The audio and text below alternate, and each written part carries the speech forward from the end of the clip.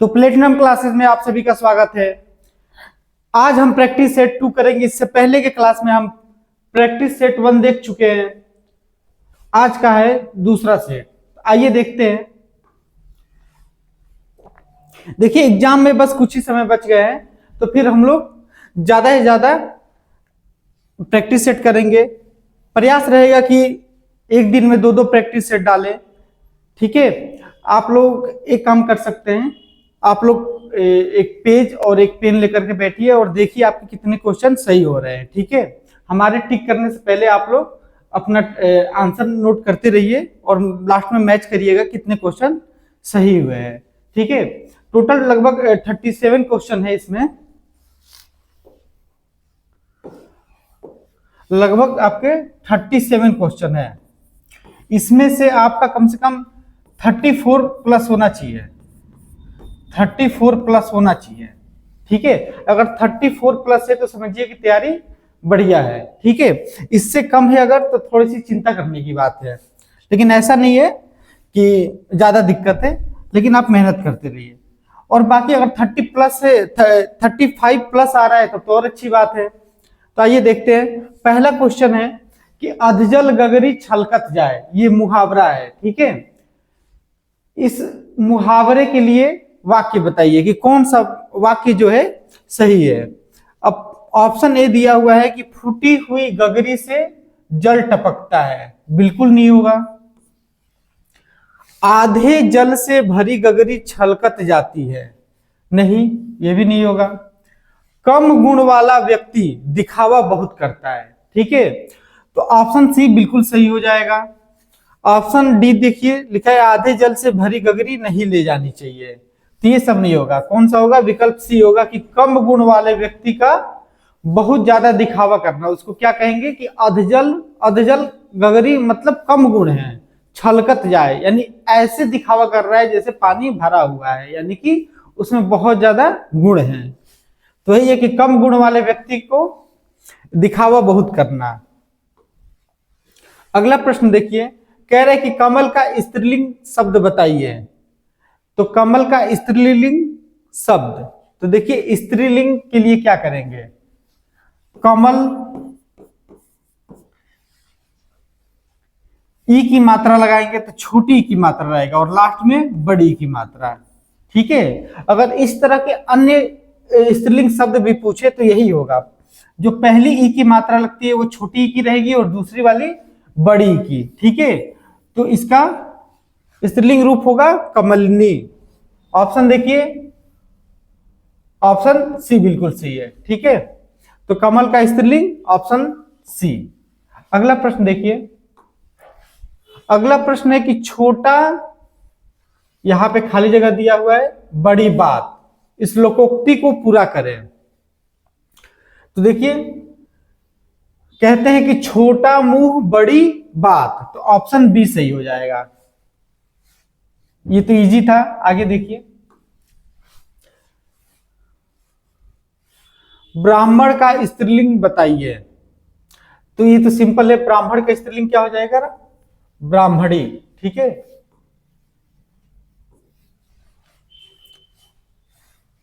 आगे देखिए। देखिए इसको एक बार पढ़ना है बिल्कुल ध्यान से। कह रहा है कि गद्यांश 5 से 7, यानी प्रश्न होंगे 5 से 7, उसका आंसर बताना है। इस गद्यांश को पढ़ के इसी के अकॉर्डिंग आंसर बताना है आपको। तो इसको पढ़िए एक बार। भारतीय धर्म ग्रंथ में, यहां से पढ़ना है आपको, भारतीय धर्म ग्रंथ में अनेक तथ्यों का वर्णन मिलता है। किसी भी पुराण में अवतारवाद को प्रधान अंग माना गया है। प्रायः सभी पुराणों में अवतारवाद का प्रसंग आया है।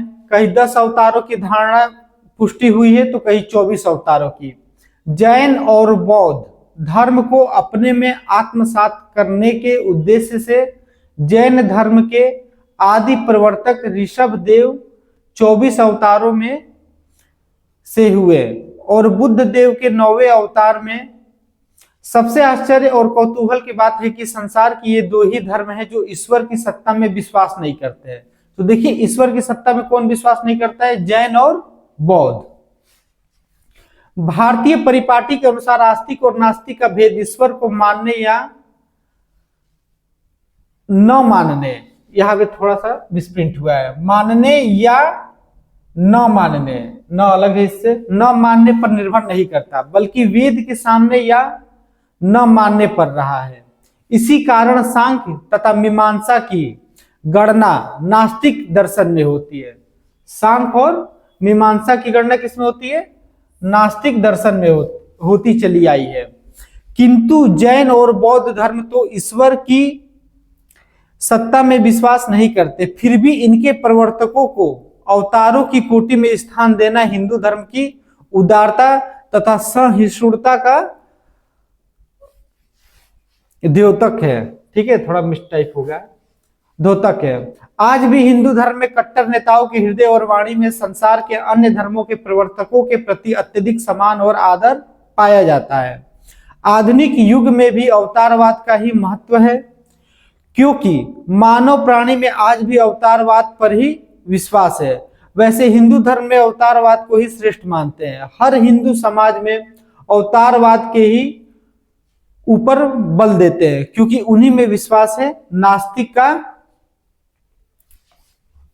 विश्वास है, यहां तक है। ठीक है, नास्तिक का अर्थ है, ठीक है, प्रश्न है कि नास्तिक का अर्थ है। अब देखिए, आप अगर ध्यान दिए होंगे तो हम पढ़े हैं, लगभग 2 मिनट समय लगा होगा। ठीक है, 2 मिनट छोड़िए, 10 सेकेंड कीमती होता है परीक्षा में, 2 मिनट तो बहुत हो गए। सबसे पहले प्रयास ये करना है, देखिए अगर आपके पास पर्याप्त समय बचा हुआ है, अगर जैसे आप हिंदी को लास्ट में कर रहे हैं, आपके पास पर्याप्त समय बचा है तब तो करिए, लेकिन आपके पास समय की कमी है तो आप एक काम कर सकते हैं, आप उतने बड़े गद्य को न पढ़िए अगर समय नहीं है तो। ठीक है, डायरेक्ट देखिए, हो सकता है आप बता दे। ठीक है, अब प्रश्न देखिए, कह रहे हैं कि नास्तिक का अर्थ है। अब हम पीछे आते हैं गद्य पे, तो इसमें नास्तिक का अर्थ है। अब यहां से आप पढ़ेंगे, कहा दिया है, आप ढूंढेंगे ऐसे।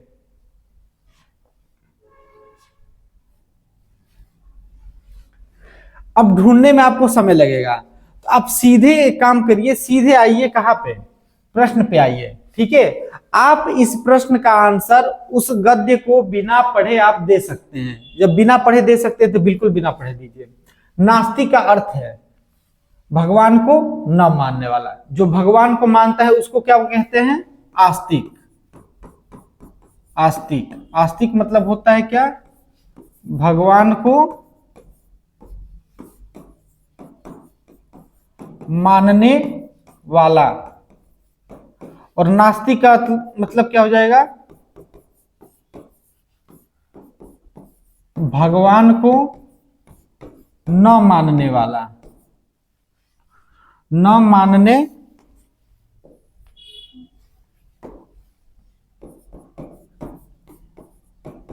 ठीक है, तो उतना बड़ा गद्यांश पढ़ने की जरूरत नहीं है, आप इसका आंसर ऐसे ही दे सकते थे कि नास्तिक का अर्थ है भगवान को न मानने वाला। अगला प्रश्न देखिए, अगला प्रश्न है सांख्य तथा मीमांसा की गणना किसमें होती चली आई है? तो ये देखिए, इसके लिए आपको पढ़ना पड़ेगा। ठीक है, ईश्वर दर्शन में, नास्तिक दर्शन में, आस्तिक दर्शन में, मूर्ति दर्शन में। तो इससे पहले आप पढ़े थे, एक बार गद्य को देखिए। देखिए, सांख्य तथा मीमांसा की गणना नास्तिक दर्शन में होती चली आई है। तो यहां से आप इसका आंसर देंगे नास्तिक दर्शन में। ठीक है, इसकी गणना किसमें होती है? नास्तिक दर्शन में। यानी कि जो जैन और बौद्ध थे वो क्या थे? भगवान को नहीं मानते थे, नास्तिक थे। लेकिन देखिए हिंदू धर्म में कि बौद्ध धर्म के जो ये दर्शन की बात हो रही है, सांख्य और मीमांसा दर्शन की गणना किसमें होती है? नास्तिक में। इससे पहले वाले प्रश्न में था बौद्ध और जैन धर्म की। ठीक है, बौद्ध और जैन धर्म। अब देखिए, इसमें जानते हैं कि भगवान बुद्ध थे, भगवान बुद्ध, जैन में भी महावीर स्वामी है, 24वें तीर्थंकर थे, इनको हम लोग भगवान की उपाधि देते हैं, ठीक है, कहते हैं भगवान बुद्ध। जबकि बुद्ध जिस दर्शन के प्रतिपादक थे यानी बौद्ध दर्शन के, वो क्या था, ये नास्तिक था, यानी कि भगवान को न मानने वाला, ठीक है। तो ये अलग चर्चा हो गई। तो सांख्य तथा मीमांसा की गणना किसमें होती है, नास्तिक दर्शन में। अगला प्रश्न देखिए, अगला प्रश्न है, देखिए खाली जगह दिया हुआ है, इसमें आपको बताना है, करते ईश्वर की सत्ता में विश्वास नहीं करते हैं। देखिए ये करते जो है यहां पे आना चाहिए, ईश्वर की सत्ता में विश्वास नहीं करते हैं। कौन नहीं करता है जी, हिंदू तो बिल्कुल करता है, पारसी और मुस्लिम भाई अल्लाह को मानते हैं, ठीक है। ये देखिए इसको गद्य को पढ़ के आपको आंसर करना है, लेकिन अगर बिना गद्य को पढ़े आप इसका आंसर कर दे रहे हैं तो आपका समय बचेगा। तो अगर जैसे मान लीजिए बिना गद्य को पढ़े हम इसको कर रहे हैं, तो पूछ रहे हैं कि ईश्वर की सत्ता में विश्वास नहीं करते हैं, बताना है कि कौन नहीं करते हैं। तो हिंदू तो करता ही करता है, पारसी और मुस्लिम भी करते हैं, मुस्लिम को जानते हैं कि मुस्लिम अल्लाह को मानते हैं, सिख और ईसाई जानते हैं गॉड, बिल्कुल ये भी मानते हैं, लेकिन जैन और बौद्ध नहीं मानते। बच्चा यही, तो यही नहीं मानेंगे, और बाकी गद्य पढ़ेंगे तब तो कंफर्म है कि यही सही होगा। तो उत्तर कौन सा सही होगा, उत्तर डी। तो यहां होगा जैन और बौद्ध ईश्वर की सत्ता में विश्वास नहीं करते हैं। अगला प्रश्न देखिए, अगला प्रश्न है, देखिए ये पंक्ति दिया हुआ है कि नहीं पराग नहीं मधुर मधु नहीं विकास यही काल अली कली ही सौ विद्यो आगे कौन हवाल। ये क्या है, ये दोहा है, किसका दोहा है, तो बिहारी का दोहा है, ठीक है। गागर में सागर, गागर में सागर कौन भरता था, बिहारी। इनके छोटे से दोहों में क्या होता थी, बहुत शक्ति थी। तो यहां पे प्रश्न कह रहा है कि इस उक्ति में अलंकार पहचानिए, अलंकार बताना है कि कौन सा अलंकार है। ऑप्शन ए दिया है अतिशयोक्ति अलंकार, ऑप्शन बी दिया है अन्योक्ति अलंकार, ऑप्शन बी दिया है वक्रोक्ति अलंकार, और ऑप्शन डी विरोधाभास। तो देखिए एक बार थोड़ा सा अलंकार की चर्चा कर लेते हैं। अतिशयोक्ति में क्या होता है, अतिशयोक्ति में होता है, इधर ही देख लेते हैं। अतिशयोक्ति में होता है किसी बात को क्या करना, बढ़ा चढ़ाकर कहना, बढ़ा चढ़ाकर वर्णन करना, क्या हो जाएगा, अतिशयोक्ति अलंकार। अन्योक्ति क्या होता है,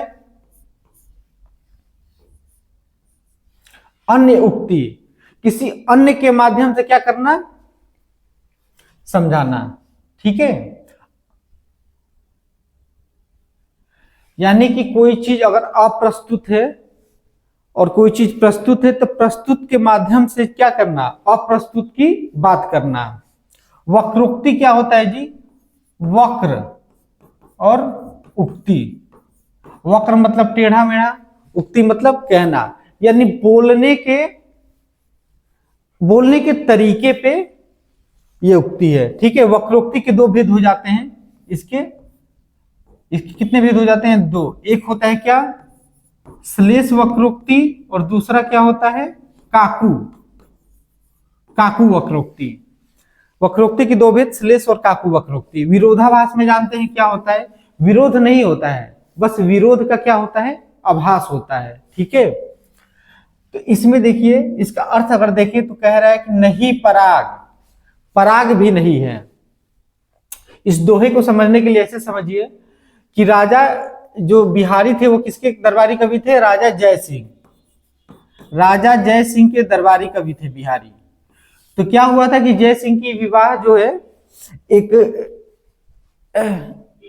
जैसे पहले की राजाओं की बहुत सारी शादियां होती थी, बहुत सारी पत्नियां होती थी, तो इनकी जो एक नई रानी आई थी तो उनके प्रेम में ऐसे पड़ गए थे ये कि अपने राजकाज का कार्य भी जो है उचित ढंग से नहीं कर पा रहे थे, ठीक है। अपनी रानी में भी ये व्यस्त रहते थे।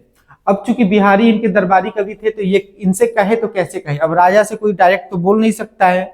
तो ये क्या किए, ये बिहारी और जयसिंह किसी बगीचे में टहल रहे थे, ठीक है। तो वहां पे एक पुष्प के माध्यम से, एक फूल के माध्यम से ये बता रहे हैं, क्या कह रहे हैं कि नहीं पराग, फूल में क्या है, पराग के कण भी नहीं है, नहीं मधुर मधु, और उसमें क्या है, मधु भी नहीं है, मधुरता भी नहीं है, नहीं विकास यही काल, उस फूल का अभी विकास भी नहीं हुआ है, वो फूल क्या है, अभी कली की जैसा है, उसमें विकास भी अभी नहीं हुआ है। अली कली ही सो विद्यो, आगे कौन हवाल, और भौरा उस पे इस तरह से मंडरा रहा है अभी उस कली पर ही, जब वो कली जो है बढ़ करके पुष्प हो जाएगा तब उसका क्या हाल होगा, आगे कौन हवाल, जब वो कली जो है विकसित होकर पुष्प बन जाएगा तब उसका क्या हाल होगा, ठीक है। यानी अभी स्थिति ये है तो आगे चल के और बुरी स्थिति होने वाली है।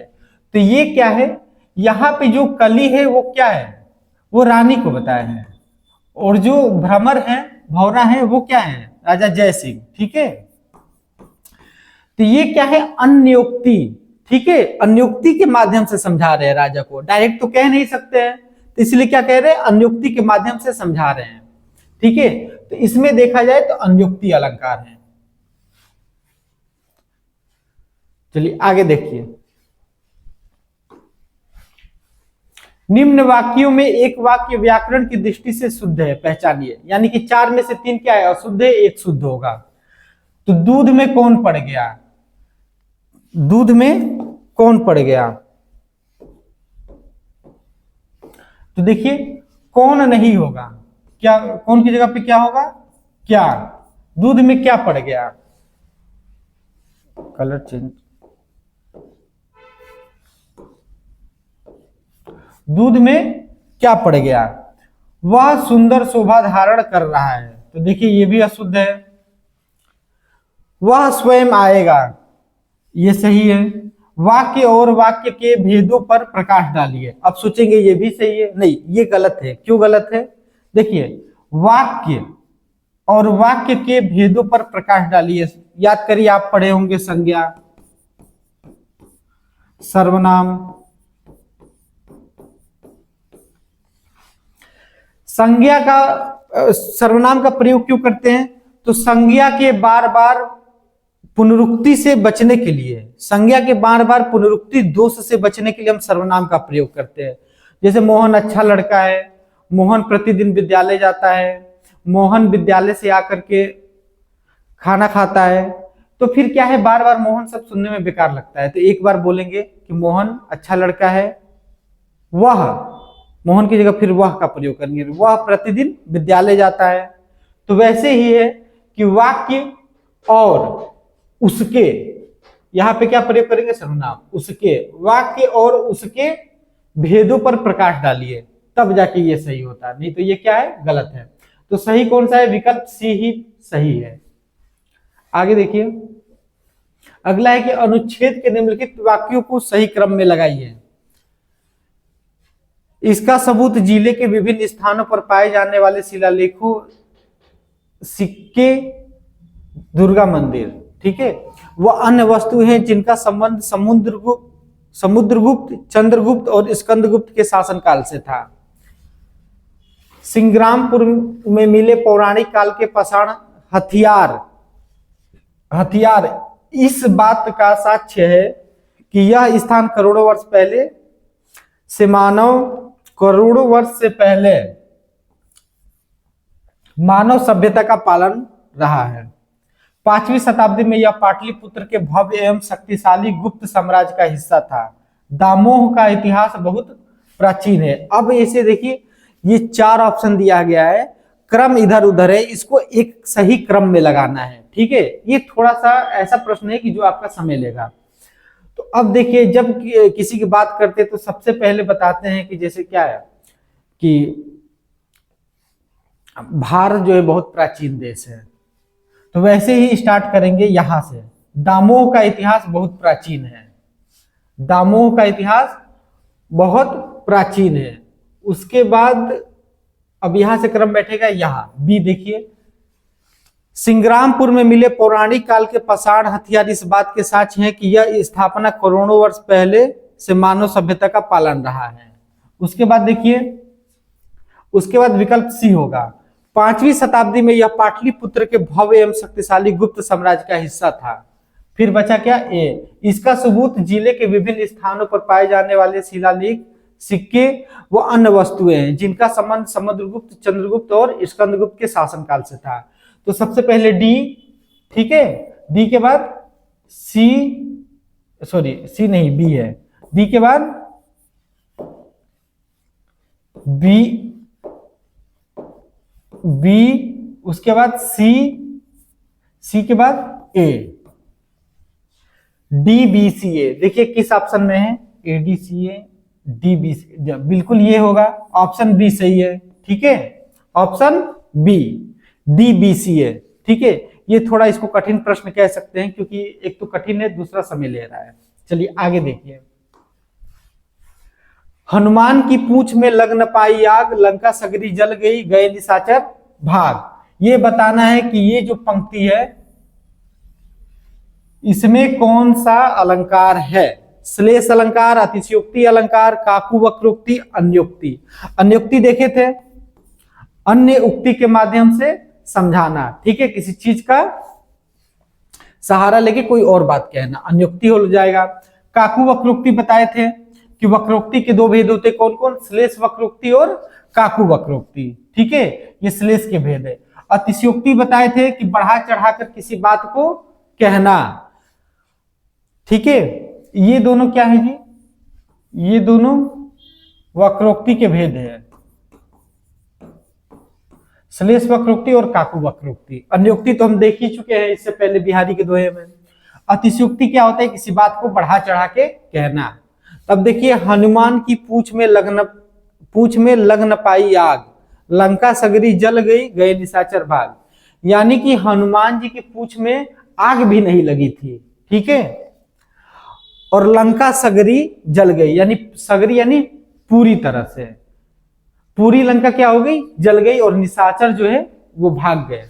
तो अब देखिए, हनुमान जी लंका में आग कैसे लगाए थे, अपने पूंछ में लगी हुई आग से पूरी लंका में आग लगा दिए थे, ठीक है। तो अब बताइए, जब पूंछ में अच्छे से आग भी नहीं लगी, अभी पूंछ में लग न पाई आग, पूंछ में आग लगा ही नहीं और पूरी लंका कैसे जला दिए, यानी कि यहाँ पे बढ़ा चढ़ा के बात को कहा गया है, ठीक है। पूंछ में जाहिर सी बात है आग लगी होगी और उसी आग से पूरे लंका को हनुमान जी जलाए हैं।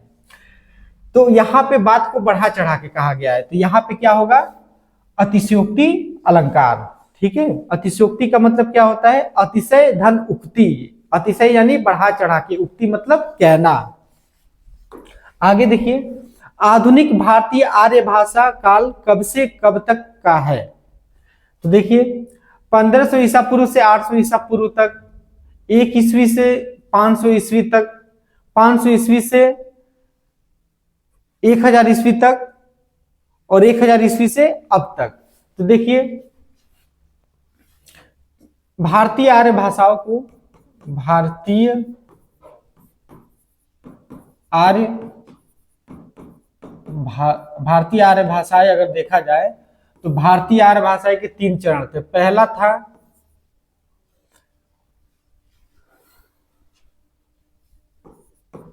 प्राचीन भारतीय आर्य भाषा। तो प्राचीन भारतीय आर्य भाषा था वो कब था, 1500 ईसा पूर्व से 500 ईसा पूर्व, जिसमें आपके वैदिक संस्कृत और लौकिक संस्कृत आते हैं। फिर दूसरा चरण था, उसको कहते हैं क्या, मध्यकालीन भारतीय आर्य भाषा।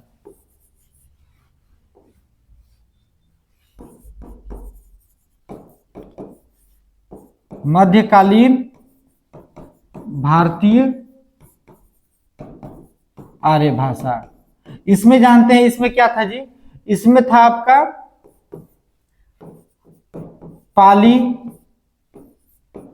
प्राकृत और अपभ्रंश, ठीक है। इसका समय था 500 ईसा पूर्व से 0 ईस्वी तक। ये था 0 ईस्वी से 500 ईस्वी तक, ये ईसा पूर्व है और ये ईस्वी है, ठीक है। और ये कब से कब था, 500 ईसा पूर्व से, सॉरी 500 ईस्वी से 1000 ईस्वी, ठीक है। इसके बाद जो था वह था समय आधुनिक आर्य भाषा काल का। तो कह रहा है कि आधुनिक भारतीय आर्य भाषा काल कब से कब था, तो 1000 से अब तक। ऑप्शन डी बिल्कुल सही है, 1000 ईस्वी से अब तक, ठीक है। चलिए अगला प्रश्न देखिए। अगला प्रश्न है कि ताजमहल, खाली स्थान दिया है, का अद्भुत नमूना है। किसका अद्भुत नमूना है, चित्रकला का, स्थापत्य कला, शिल्प कला, मूर्तिकला। मूर्तिकला नहीं है, चित्रकला नहीं है, चित्र भी नहीं है। शिल्प कला यानी हाथों से कलाकारी करके किसी चीज को और सुंदर आकार देना या फिर उसकी सुंदरता बढ़ाना। और स्थापत्य कला,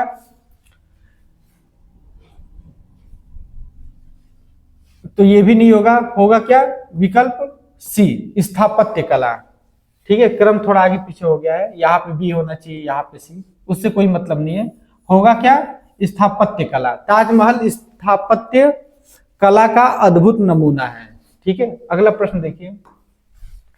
अगला प्रश्न है कि दिए गए विकल्पों में से कृपण का विरुद्धार्थी यानी विलोम शब्द चुनिए। कृपण का आपको विलोम बताना है कि कृपण क्या होता है। सबसे पहले समझते हैं कृपण क्या होता है। तो देखिए कृपण का जो अर्थ होता है वो होगा क्या, कंजूस, लोभी, लालची। ये अर्थ होता है किसका, कृपण का। और इसका विलोम पूछ रहा है, तो इसका विलोम क्या होगा, ये भी नहीं होगा, उधार भी नहीं होगा, कंजूस नहीं होगा, ये तो इसका अर्थ होता है। बचा क्या, उदार। इसका विरुद्धार्थी शब्द क्या होगा, उदार। अगला प्रश्न देखिए। अगला प्रश्न है कि दिए गए विकल्पों में से उपार्जित का विलोम बताना है। उपार्जित का क्या बताना है, विलोम। तो उपार्जित का अर्थ क्या होता है, उपार्जित का अर्थ होता है कमाया हुआ, ठीक है। उपार्जित यानी कि कमाया हुआ, और इसका विलोम पूछ रहा है तो क्या हो जाएगा, अनुपार्जित। उपार्जित का विलोम क्या हो जाएगा, अनुपार्जित, ठीक है। अगला प्रश्न देखिए। चुनाव क्षेत्रों का पुनः रिक्त स्थान दिया गया है, किया जाना चाहिए। क्या किया जाना चाहिए, 4 विकल्प हैं। परिगणन करना चाहिए, परिगणन किया जाना चाहिए, परीक्षण किया जाना चाहिए, या परिक्षालन किया जाना है, या परिसीमन। आप जब न्यूज देखते होंगे, जब चुनाव का समय आता है तो उस टाइम किस शब्द का प्रयोग किया जाता है, आप ध्यान दिए होंगे तो ये क्या होता है, परिसीमन।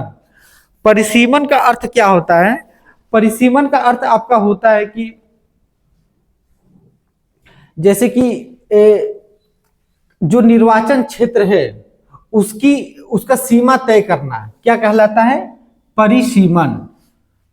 निर्वाचन क्षेत्रों का सीमा तय करना क्या कहलाता है, परिसीमन। तो चुनाव क्षेत्रों का पुनः यानी फिर से क्या कर रहा है, क्या किया जाना चाहिए, परिसीमन, ठीक है। तो परिसीमन यहां पे फिट बैठेगा।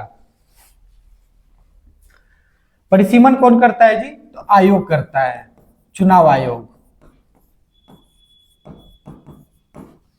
चलिए अगला प्रश्न देखिए। अगला प्रश्न है कि निम्न वाक्य के किस भाग में त्रुटि है। हम कब तक सहते रहेंगे और अपमान का, ध्यान दीजिए, अपमान का घूंट पीते रहेंगे, सब सही है, ठीक है। इसमें दिक्कत है कि अपमान क्या होगा, ये जी ये होगा इस तरह से, अपमान, घट नहीं घूट हो जाएगा, अपमान का घूट। तो पूछ रहा है क्या कि निम्न वाक्य के किस भाग में त्रुटि है, तो इसी भाग में त्रुटि है। तो विकल्प क्या हो जाएगा, ये सही होगा, ठीक है। अगला प्रश्न देखिए। अगला प्रश्न है कि सुरभित वातावरण बनाने का सही और सीधा तरीका यह है कि प्रसन्नता, संतोष, उत्साह, उल्लास रखने का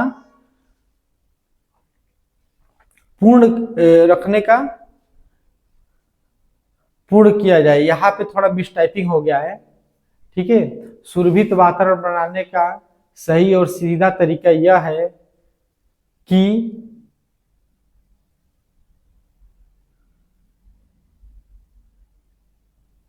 देखिए यहाँ पे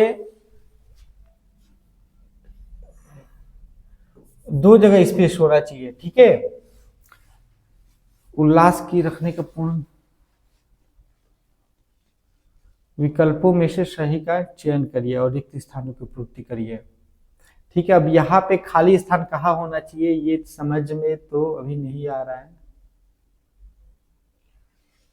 सही और सीधा तरीका यह है कि इसके बाद होगा एक यहां पे होगा खाली स्थान,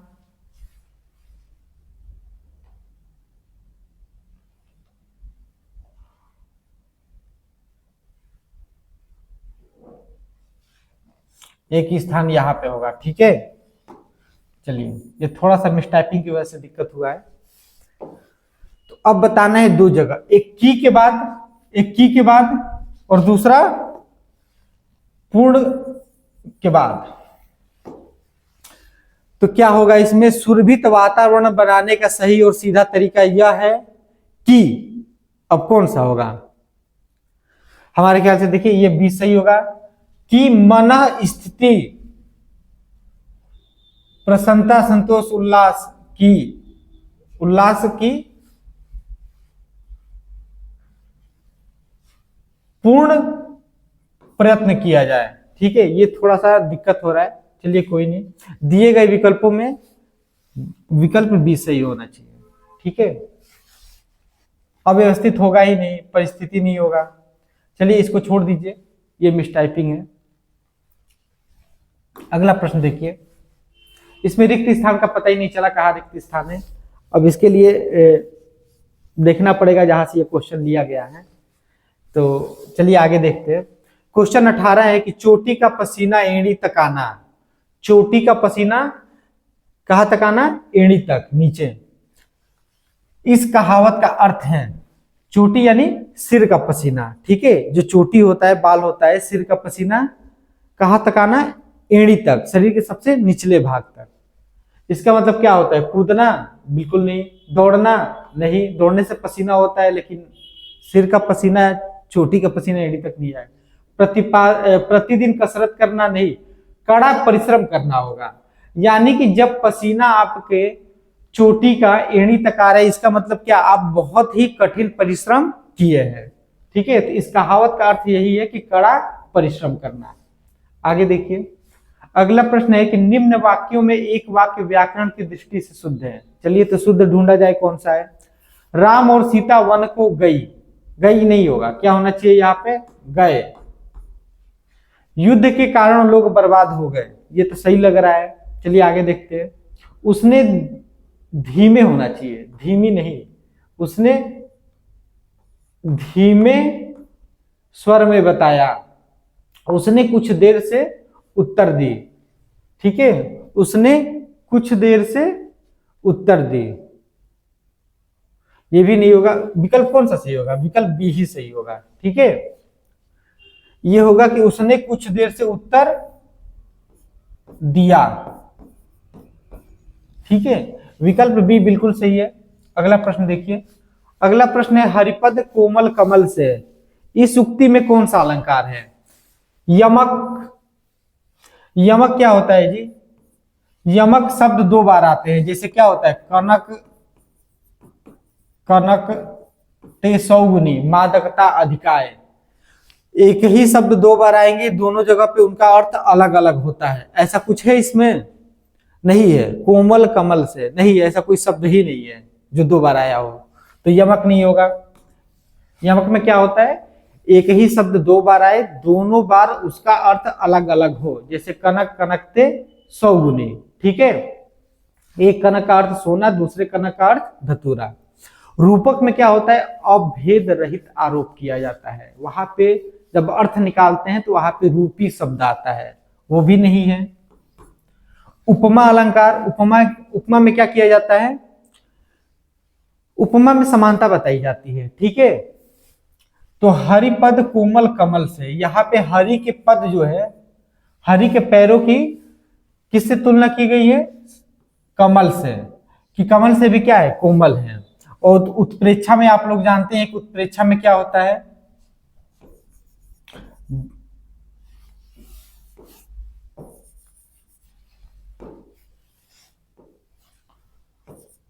मानो, मनहु, जनहु, जानो, ऐसे करके शब्द आते हैं उत्प्रेक्षा में। उपमा में क्या किया जाता है? उपमा में समानता, समानता बताई जाती है। ठीक है, तो यहाँ पे कौन सा होगा? रूपक। हरि पद, हरि के चरणों की समानता किससे बताई गई है? कमल से। ठीक है, तो यहाँ पे उपमा अलंकार होगा। आगे देखिए, दिए गए विकल्पों में से एषणा का समानार्थी शब्द चुनिए। एषणा का अर्थ क्या होता है? इच्छा होता है। ठीक है, तो क्या होगा? एषणा मतलब अभिलाषा, इच्छा कह लीजिए या फिर अभिलाषा कह लीजिए। ये समानार्थी पूछा है, समान अर्थ रखने वाले शब्द। तो एषणा का क्या होगा? अभिलाषा या इच्छा। चलिए आगे देखिए, आगे लिखा है कि घी खिचड़ी होना। इस कहावत का अर्थ बताना, इस कहावत का अर्थ बताना है। ठीक है, स्वाद बढ़ाना, नहीं बिल्कुल नहीं होगा। मकर संक्रांति का पर्व मनाना, यह भी नहीं होगा। ठीक है, पौष्टिकता में वृद्धि करना, यह भी नहीं होगा। खूब घुलना मिलना, ये बिल्कुल सही होगा। विकल्प डी, खूब घुलना मिलना। घी खिचड़ी होना का अर्थ क्या होगा? घी खिचड़ी होना कहावत का अर्थ है खूब घुलना और मिलना। अगला प्रश्न देखिए, पंडित बनारसी दास द्वारा लिखित हिंदी की पहली आत्मकथा का नाम क्या है? ये आपको याद होगा, इनकी आत्मकथा का नाम है अर्धकथा या फिर अर्धकथानक। ठीक है, अर्ध कथानक। ठीक है, अर्धकथानक इनकी हिंदी की पहली आत्मकथा माना जाता है, जो कि किसके द्वारा रचित है? पंडित बनारसी दास जैन द्वारा। आगे देखिए, नदी का जल ठंडा है का सामान्य बहुवचन बताना है। नदी का जल ठंडा है, इसका सामान्य बहुवचन। नदी का जल ठंडा है, ये तो नहीं होगा, शब्द से में आ गया। सभी नदी का जल ठंडा है।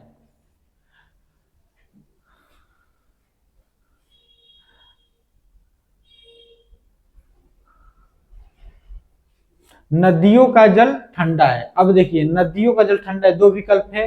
अब देखिए, अगर ये पहचान लेंगे कि ये सही है कि ये सही है, तो आप इसका अर्थ बता देंगे। नदी कैसे लिखा जाता है जी? देखिए, नदी को आप लिखेंगे ऐसे। ठीक है, हाथी कैसे लिखते हैं? ऐसे। हाथियों लिखना होता है तो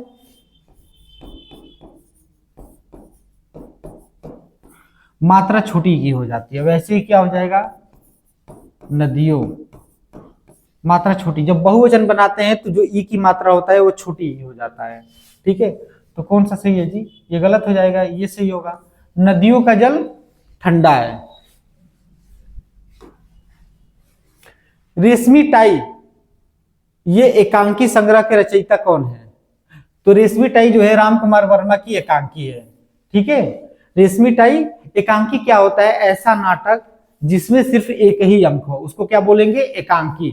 तो राम कुमार वर्मा जो है एकांकी के लिए बहुत ही फेमस है, तो इन्हीं की रचना है रेशमी टाई। ठीक है, इनकी और भी रचनाएं हैं, ये मोस्ट है।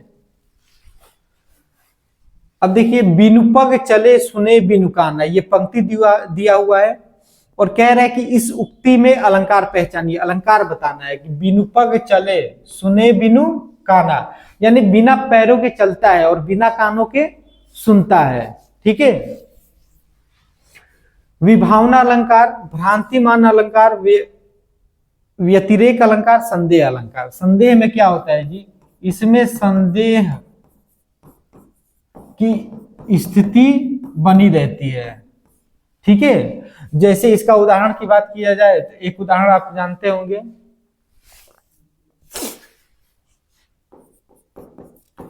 नारी बीच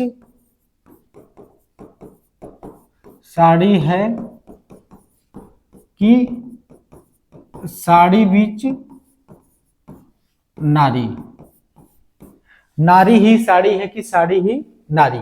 ये संदेह, इसमें संदेह का भाव है कि नारी के बीच में साड़ी है कि साड़ी के बीच में नारी, कुछ समझ में नहीं आ रहा है। ठीक है, ये उस समय की बात है जब द्रौपदी का चीरहरण हो रहा था, दुशासन साड़ी खींच रहा था, तो साड़ी खत्म ही नहीं हो रहा था। तो वही इससे ये पंक्ति है कि नारी बीच साड़ी है कि साड़ी बीच नारी, यानी कि संदेह की भाव है। तो संदेह अलंकार में क्या होता है, संदेह की स्थिति होती है। व्यतिरेक अलंकार में, व्यतिरेक अलंकार में क्या किया जाता है,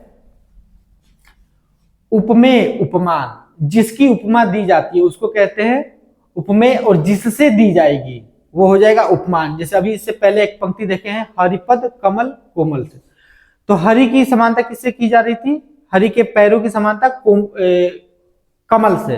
तो कमल क्या है, उपमान है, और हरि के पद क्या है, उपमेय है। तो व्यतिरेक में क्या होता है कि उपमान को हीन दिखाया जाता है, हीन। जैसे कहते हैं कि उसका मुख चंद्रमा के समान है, उपमा अलंकार। अब उसी पंक्ति में आए कि उसका मुख, अब कोई बोला उसका मुख चंद्रमा के समान है, और फिर कोई बोल रहा है कि चंद्रमा में दाग है और उसका मुख जो है बेदाग है, यानी कि क्या है, हीन बताया गया है उपमान को, कि चंद्रमा क्या है, हीन है, उसमें तो दाग है। तो वो क्या हो जाएगा, व्यतिरेक अलंकार। जहां उपमेय को ऊपर रखा जाए और उपमान की क्या की जाए, हीनता दिखाई जाए, हीन दिखाया जाए, वहां पे व्यतिरेक अलंकार होता है। भ्रांतिमान अलंकार, जहां पे भ्रांति का अर्थ क्या होता है, भ्रांति का अर्थ देखें तो इसका अर्थ होता है गलत धारणा।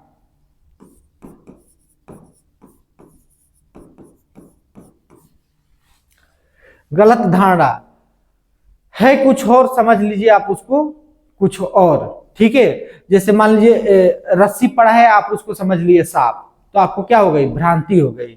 तो भ्रांतिमान अलंकार वहां होता है जहां एक वस्तु को गलती से दूसरी वस्तु समझ लिया जाए, ठीक है।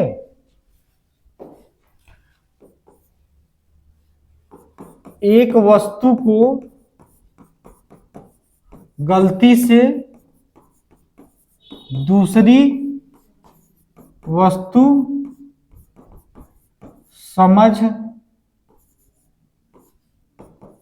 लिया जाए, वहां पे क्या होगा, भ्रांतिमान, ठीक है। और विभावना अलंकार कहा होता है जहां पे बिना कारण के कार्य जो है संपन्न हो जाए, वहां पे क्या होगा, विभावना अलंकार। तो देखिए यहाँ पे कौन सी बात है, बिनुपग जले, बिना पैरों के चले। अब चलने के लिए क्या जरूरी है, पैर, बिना पैर के ही चल रहा है, यानी बिना कारण के कार्य हो रहे हैं, ठीक है। कारण कह लीजिए या फिर साधन कह लीजिए, बिना कारण या फिर बिना साधन के कोई कार्य संपन्न हो जाए, वहां पे विभावना अलंकार। तो चलने के लिए पैरों की जरूरत पड़ती है, यहाँ पे बिना पैरों के ही वो चल रहा है। सुने बिनु कान, सुनने के लिए साधन क्या होना चाहिए, कान, लेकिन बिना कान के ही सुन रहा है, इसलिए इस पंक्ति में कौन सा अलंकार होगा, विभावना अलंकार, ठीक है। अगला प्रश्न देखिए, अगला प्रश्न है कि मेरे कुर्ते पैजामे में 3.5 मीटर कपड़ा लगेगा, इस वाक्य में विशेषण बताना है। 3.5 मीटर को ध्यान दीजिए। ऑप्शन है संख्यावाचक, गुणवाचक, परिमाणवाचक, संकेतवाचक। ऑप्शन होगा परिमाणवाचक, ठीक है। और वो भी परिमाणवाचक में क्या होगा, निश्चित परिमाणवाचक, ठीक है। परिमाणवाचक, देखिए संख्यावाचक विशेषण वहां होता है जहां पे हम जिन वस्तुओं को गिन सकते हैं, जैसे 10 व्यक्तियों को आप गिन सकते हैं, जिसको गिन सकते हैं वहां पे संख्यावाचक। जिसको आप गिन नहीं सकते हैं, जिसको आप गिन नहीं सकते, जैसे कहें कि 5 किलो चीनी को आप गिन सकते हैं, नहीं गिन सकते हैं, ठीक है। जिसको गिन नहीं सकते हैं उसको क्या बोलेंगे, परिमाणवाचक, ठीक है। गुणवाचक में किसी के गुण, दोष, रूप, रंग, दशा, दिशा, स्थिति आदि की बात की जाए, वहां पे गुणवाचक विशेषण होता है।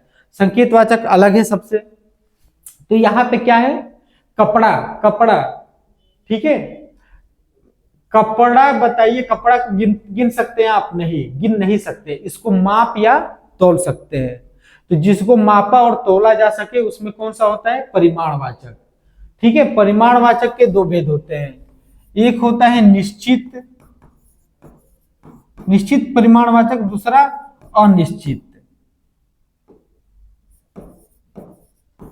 तो ये बताइए यहाँ पे 3.5 मीटर निश्चित है कि नहीं है, निश्चित है। तो यहाँ पे निश्चित परिमाणवाचक विशेषण होगा। अगर यहाँ पे कहता है कि मेरे कुर्ता पैजामा के लिए कुछ मीटर कपड़ा लगेगा, तो कुछ मीटर अनिश्चित हो जाएगा, और 3.5 मीटर या 2 मीटर दिया रहे तो निश्चित हो जाएगा। चलिए अगला देखिए, पानी का सामान्य बहुवचन होता है। कोई बात नहीं, पानी का कोई बहुवचन नहीं होता है, पानी का पानी ही होगा, ठीक है। जितने तरल पदार्थ हैं, अधिकतर तरल पदार्थों के बहुवचन नहीं होते हैं। दिए गए विकल्पों में से किल्मिस का समानार्थी शब्द चुनिए। तो किल्मिस का अर्थ होता है पाप, ठीक है। किल्मिस का अर्थ क्या होता है? पाप। लड़की को बुलाओ, सामान्य बहुवचन बताइए। तो लड़कों को बुलाओ, लड़की को बुलाओ, सभी लड़कों को बुलाओ, लड़कों को बुलाओ।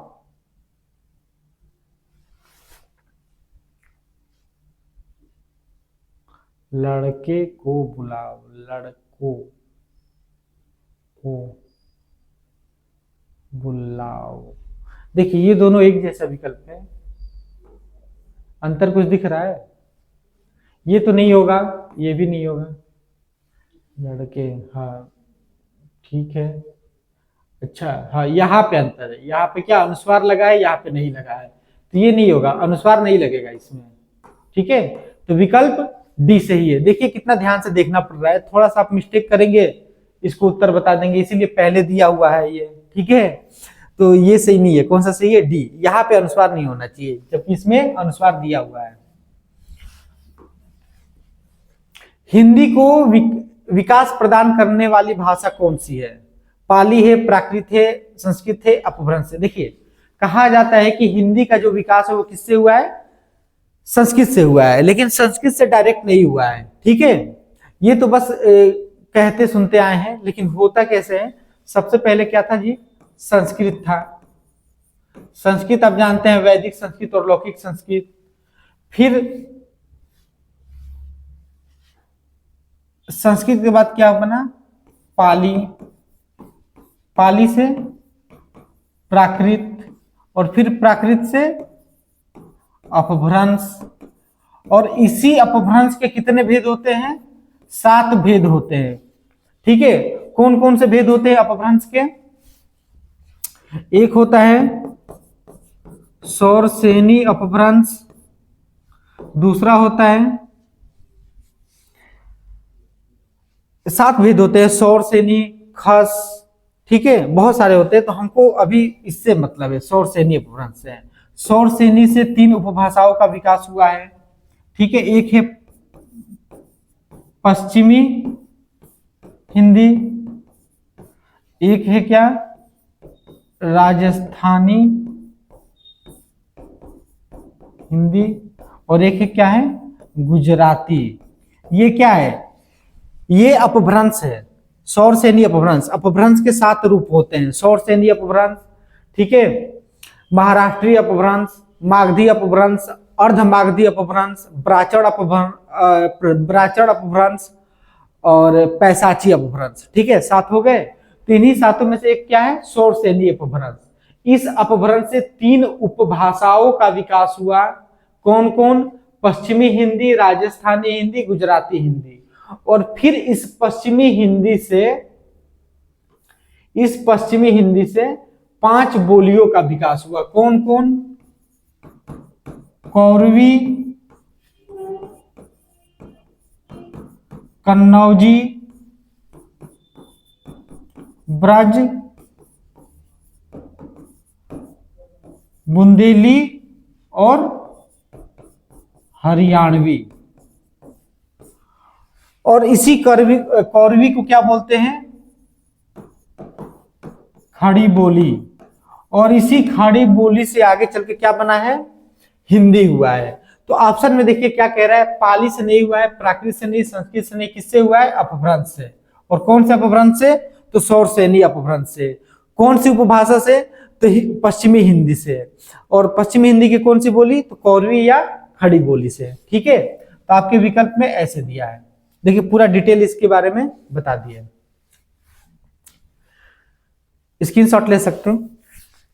चलिए अगला प्रश्न देखते हैं। अगला प्रश्न है कि निम्न वाक्यों के किस भाग में त्रुटि है, त्रुटि बताना है। इसके लिए एक प्रमाणिक कथा प्रचलित है, इसके लिए एक प्रमाणिक कथा प्रचलित है। प्रचलित है बिल्कुल सही है, इसके लिए सही है, कथा भी सही है। एक प्रमाणिक, ठीक है, इतना इसको मत ध्यान दीजिए, ठीक है। एक प्रमाणिक, प्रमाणिक ऐसे नहीं होता है, क्या होता है जी, ऐसे होता है, ण में छोटी की मात्रा होती है और यहाँ पे बड़ी का दिया है। तो विकल्प कौन सा सही होगा, पूछ रहा है किसमें अशुद्धि है, तो अशुद्धि किसमें है जी, विकल्प डी में। ऐसे नहीं, ऐसे होना चाहिए। अगला प्रश्न देखिए, अगला प्रश्न है कि एशिया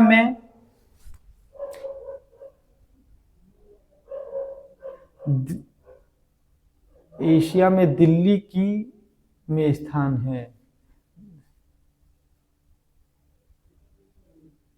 दिए गए विकल्पों में सही का चयन कीजिए।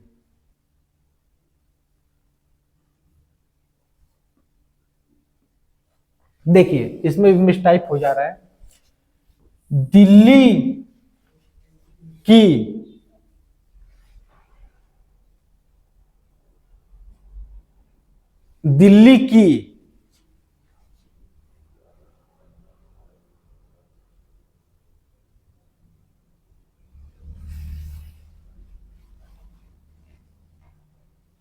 देखिए इसको हम लिख देते हैं, दिल्ली की खाली जगह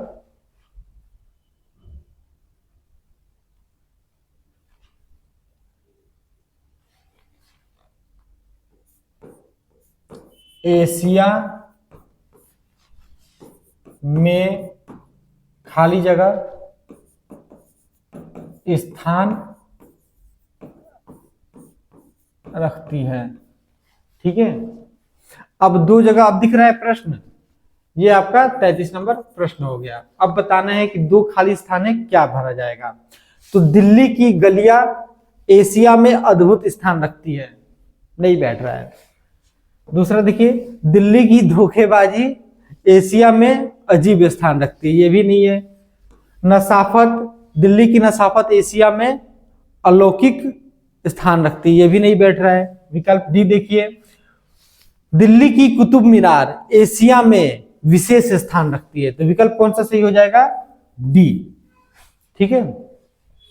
अगला प्रश्न देखिए, अगला प्रश्न है क्रोध का ही एक रूप है, ये बिल्कुल सही है।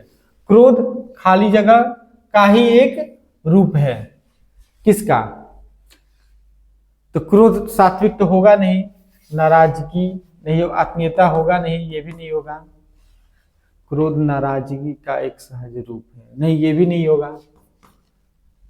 क्रोध तामसिकता का ही एक क्या है, घिनौना रूप है, विकल्प ये वाला सही होगा, ठीक है। क्रोध तामसिकता का ही एक घिनौना रूप है। चलिए अगला प्रश्न देखिए, अगला प्रश्न है कि कदाचित संध्या को पानी बरसे, कदाचित संध्या को पानी बरसे, इस वाक्य में काल बताना है कि किस काल का है। सामान्य भविष्य काल, संभाव्य भविष्य काल, वर्तमान काल, भूतकाल। देखिए पहचानने का सिंपल तरीका है, कदाचित संध्या को पानी बरसे, संध्या को पानी बरसे यानी आने वाले समय की बात हो रही है, ठीक है। संध्या आने वाले समय में आएगा, तीन होता है, एक बीते हुए समय, तो बीते हुए समय की बात नहीं है। बीते हुए समय की जहां बात होती है वहां पे भूतकाल होता है, तो बीते हुए समय की बात नहीं है। फिर कह रहा है, फिर देखिए चल रहे समय की भी बात नहीं, आने वाले समय की बात हो रही है। चल रहे समय की बात होती है तो वर्तमान काल होता है, ये भी नहीं है। अब देखिए भविष्य काल है, ये तो कंफर्म है। अब सामान्य है कि संभाव्य है, तो जहां पर, इसको ध्यान दीजिए, कदाचित, ठीक है, शायद, कदाचित या शायद आएगा, वहां पे क्या हो जाएगा, संभाव्य भविष्यकाल। संभाव्य भविष्यकाल की परिभाषा होती है कि आने वाले समय में किसी कार्य की संभावना या फिर संदेह का भाव प्रकट हो, वहां पे क्या होता है, संभाव्य भविष्य काल होता है। तो ये देखिए आने वाले समय संध्या की बात कर रहा है कि कदाचित संध्या को पानी बरसे, कंफर्म नहीं है, इसलिए क्या होगा, संभाव्य भविष्य काल। अगला प्रश्न देखिए, दिए गए विकल्प में से ऊर्जा का समानार्थी शब्द चुनिए। ऊर्जा का समानार्थी क्या होता है, शक्ति, सामर्थ्य, ठीक है, ये सब नहीं होगा, विकल्प ए होगा, शक्ति, सामर्थ्य, बल, ऊर्जा के क्या है, समानार्थी शब्द है।